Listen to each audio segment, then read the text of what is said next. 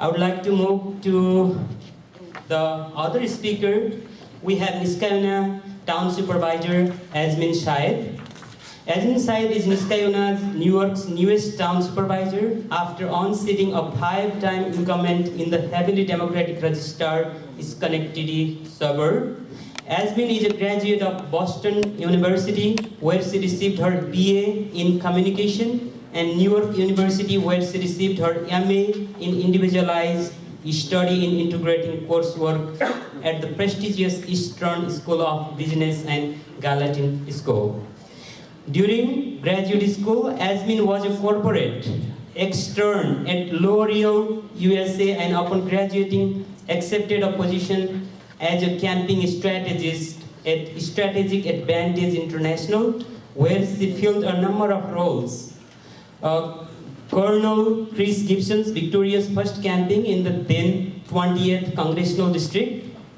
Eventually, Asmin embarked on a career in healthcare management, running the high-volume surgical practice for Dr. I.A. Syed, MD, and later accepting the position of Senior Budget Analyst at Albany Medical Center, where she helped formulate the health network's $1.4 billion annual budget. Asmin was born and raised in Niskayuna, NY, and attends Grace Fellowship Church. Asmin actively supports Compassion International, a child advocacy non-profit that releases children from poverty. Ladies and gentlemen, it's our great honor to welcome Niskayuna Town Supervisor Syed.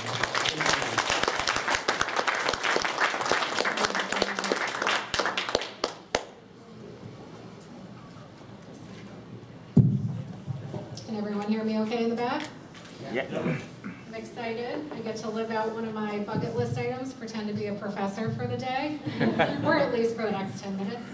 Do we have any professors or teachers in the audience? Okay. When do I know if I've lost the audience? So when I get up and leave? I don't. We got them. Okay. If I see a lot of people on their phones, I guess that's cue for me to wrap, right? So thank you to the APAPA Albany chapter for inviting me to speak today on Republican 101.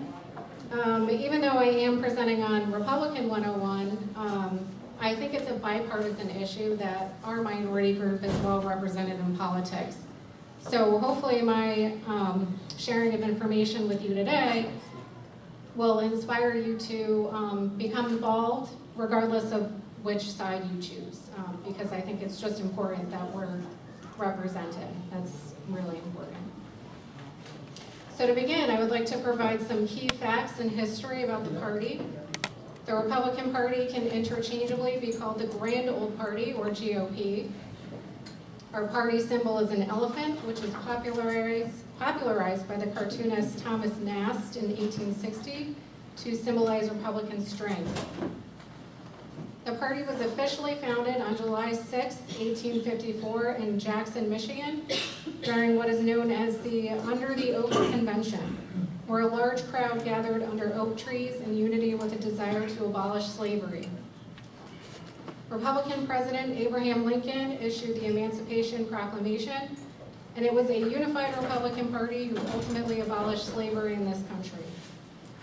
The 1864 Republican National Convention called for the abolition of slavery, and congressional Republicans unanimously passed the 13th Amendment in 1865. It's something we can definitely be proud of.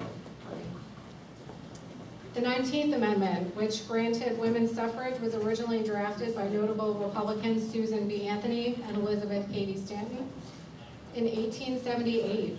It took almost 40 years later, and Republican Congressman James R. Mann from Illinois reintroduced the 19th Amendment, which granted women's suffrage, and it finally passed the House and Senate.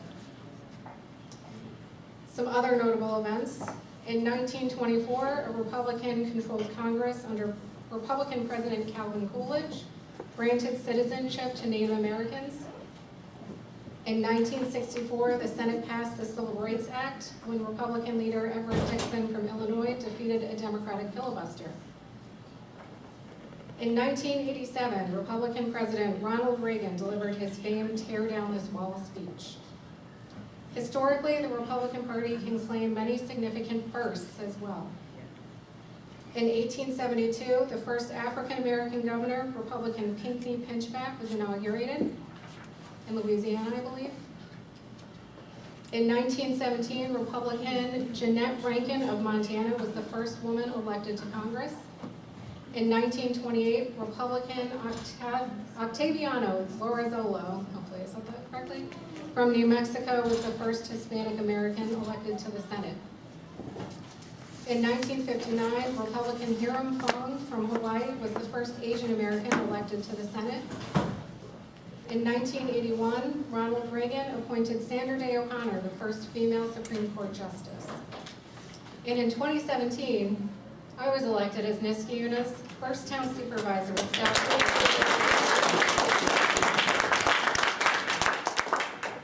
So you may be wondering, what does the Republican Party stand for today?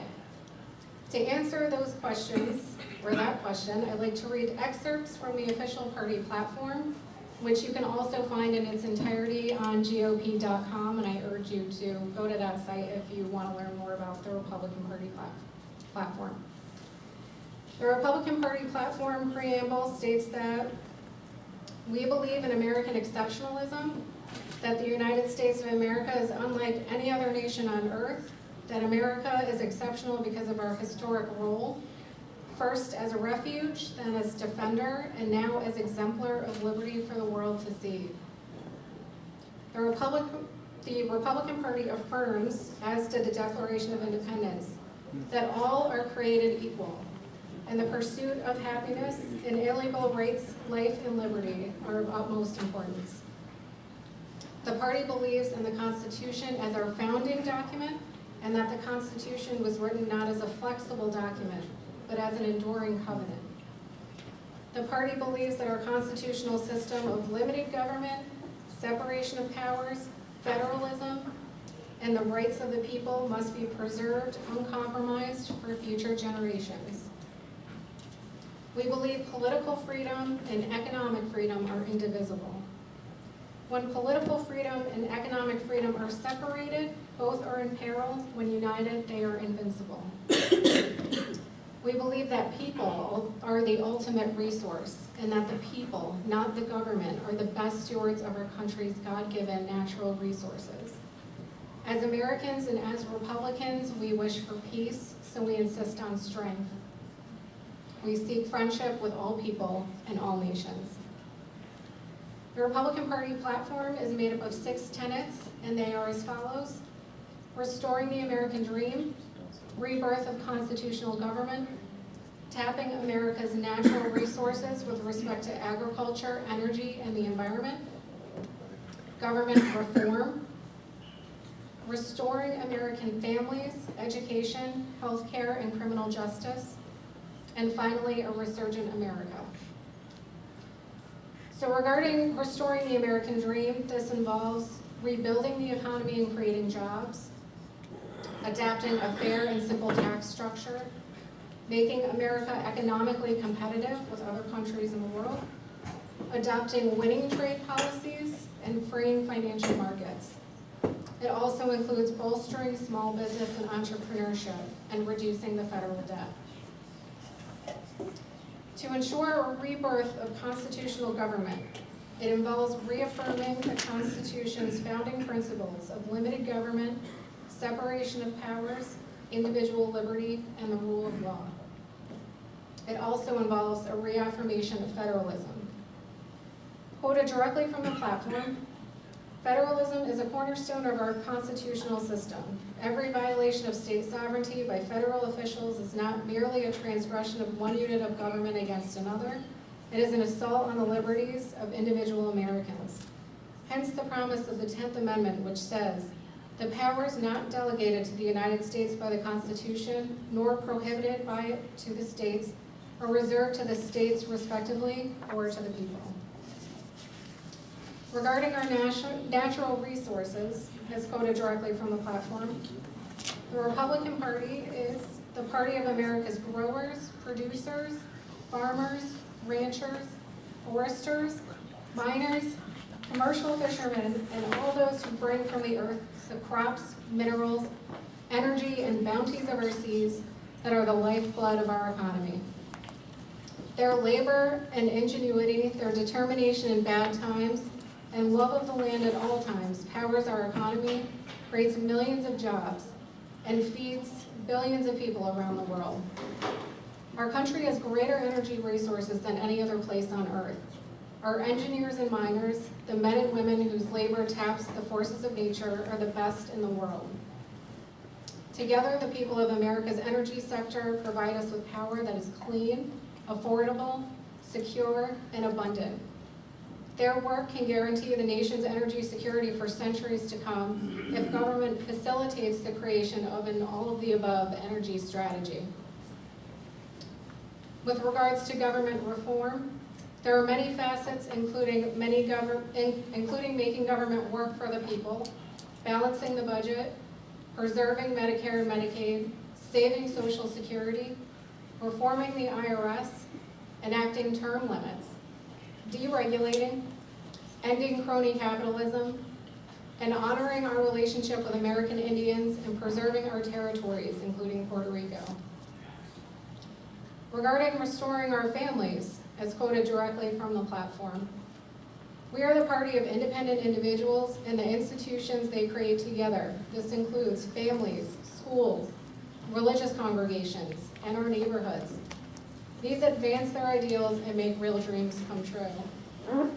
Those institutions, standing between the citizen and the power of government, are the pillars of a free society. They create spaces where the power of government should not intrude. They allow Americans to work together to solve most of the problems facing their own communities. They thus reduce the need for intervention by government in the form of more and bigger programs or a larger public workforce. They minimize decision-making by those who hold or are appointed to office. With regards to education, as quoted directly from the platform, we support options for learning, including homeschooling, career and technical education, private or parochial schools, magnet schools, charter schools, online learning, and early college high schools. We especially support the innovative financing mechanisms that make options available to all children, such as education savings accounts, vouchers, and tuition tax credits. Empowering families to access their learning environments that will best help their children to realize their full potential is one of the greatest civil rights challenges of our time.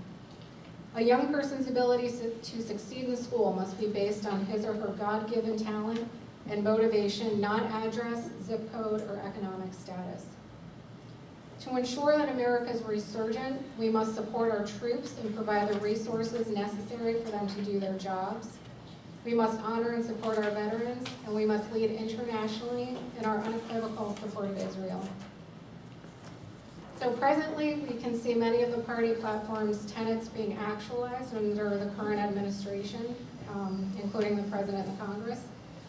The close of 2017 saw the passage of major tax cut legislation, which cut the corporate tax rate from 35% to just 21%, and also cut individual rates. It also saw the rollback of regulations of small business, the green light of needed infrastructure projects like the Keystone Pipeline, and the withdrawal from the Trans-Pacific Partnership, or TPP. Recently, and in a profound departure from decades of foreign policy, President Trump announced that Jerusalem would be formally recognized as the capital of Israel, and that the American embassy would be relocated there. And most importantly, we have seen through strength of our military that ISIS has been militarily defeated in Iraq and Syria. So that concludes my presentation today. I hope it was informative and beneficial for everyone. Are we taking questions, or are we? One or two questions. One or two? Yes.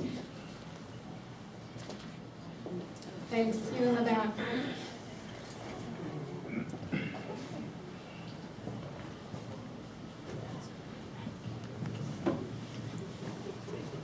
Hi, I'm from town of Nishkayuna, and I voted for you. Oh, thank you. Congratulations Thank you. on your victory, because every single contestant of the Republican Party lost. She was the one to win through the Republican Party. And she was the first time contestant, and she replaced the guy who was there for 5 times, the Democratic candidate. I have a couple of questions for you. Sure. First question is, most of the immigrants who want to become engineer or doctor or something, you chose a different path. What the inspiration behind that? Second question is, do you agree with your Republican President Trump's view on immigration, DACA, and building a wall and all those things? What are your opinions on them? Sure. Okay. We'll do the first question. My father actually wanted me to be a doctor. So he's a physician, if anybody doesn't know, and I'm one of 5. Not one of us is a doctor, so he's probably wringing his hands daily thinking, well, where did I go wrong? But seriously, he always said, follow your dreams and you have to be happy with what you're doing. And during the petition process, so when you're part of a committee, a local committee, you do a lot of petitioning when you want to get someone on the ballot.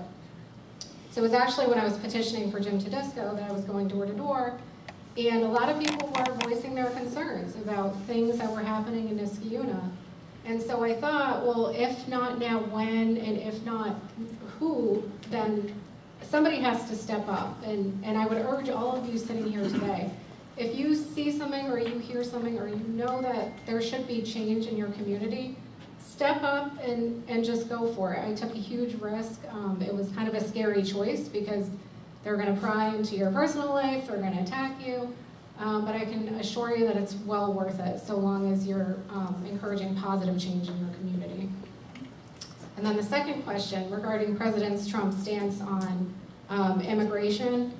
As the daughter of an immigrant, I don't agree with his platform. I do think that he's trying to hammer out some kind of agreement with regards to DACA and the Dreamers. I don't know ultimately where it's going to end up, but I can say as the daughter of an immigrant, I think, having more people who want to come to this country is a wonderful thing, and I think that it should be encouraged always. Any other questions? Thank you. I would like to ask my question. Sure. Due to time. Okay, it's a very short. I am from Indian community, and what is your message for the Asian community to choose this political path or public service path? What kind of problems you faced and how we need to prepare, and what is your advice? That is an excellent question, and thank you so much for asking that. One of the things I was most worried about when I ran was, am I going to be negatively perceived, or are there any racist slants in the community? That's a big worry for people with our background. You never know how you're going to be received. And I can tell you honestly that some people on Facebook and other places said I was going to erect mosques all over Niskayuna and this, that, and the other thing. So you definitely have to develop a thick skin if you're going to run. But I think the more of us that step forward, the less of them can say things like that. And that's just really how you never know what you're going to get, so there's almost no way to prepare for it. And the crazier you think it is that it couldn't happen, it does. And it's unfortunate, but at the same time, so many other people rallied behind me and kind of shut those opinions out. And so that really was a wonderful thing. And in Niskayuna particularly, we're a very ethnically diverse community. And so it might not have been as bad had it been another community. And so I'm grateful for that. But definitely the more of us that get involved, the better it will be. Thank you.